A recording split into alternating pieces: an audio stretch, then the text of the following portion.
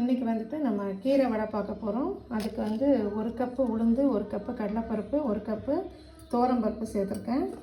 3 காஞ்ச மிளகாய், வரமிளகாய் வந்து ஊற வச்சு அது தண்ணியிலேயே நல்லா வாஷ் பண்ணி ஊற வச்சுட்டு நம்ம அந்த தண்ணி நல்ல தண்ணி ஊற்றி நம்ம வந்து இது பண்ணிடணும்.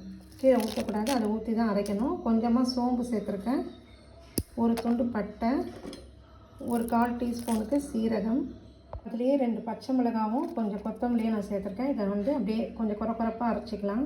இப்போ இந்த அளவுக்கு கெட்டியாகவும் குறப்பாகவும் இருந்தால் நம்ம கீரை வடைக்கு நல்லாயிருக்கும். 3 பருப்பும் ஒரே ரேஷியோவில் தான் நான் போட்டிருக்கேன்.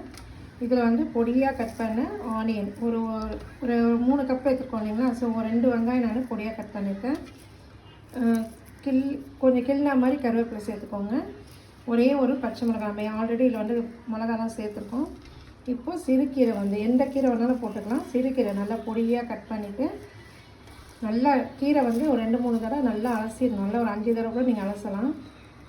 நல்லா பொடியாக கட் பண்ணி சேர்த்துட்டு இதுக்கு தேவையான அளவுக்கு உப்பு சேர்க்கணும். தேவையான உப்பு சேர்த்துட்டு பெருங்காயத்தூள் ஒரு 1/4 டீஸ்பூனுக்கு பெருங்காயத்தூள் சேர்க்கணும். ஏன்னா நம்ம பருப்பெல்லாம் சேர்த்துருக்கோம் இல்லைங்களா, அதனால. இப்போ இது நல்லா எல்லாமே ஒன்று சேர நம்ம அப்படியே கலந்துடணும். இப்போது கீரை வடைனா இந்த மாதிரி தரட்டிக்கணும், ஓட்டை இல்லாமல். இந்த மாதிரி உங்களுக்கு எண்ணெயில் எவ்வளோ தட்டுதோ போட்டுக்கலாம்.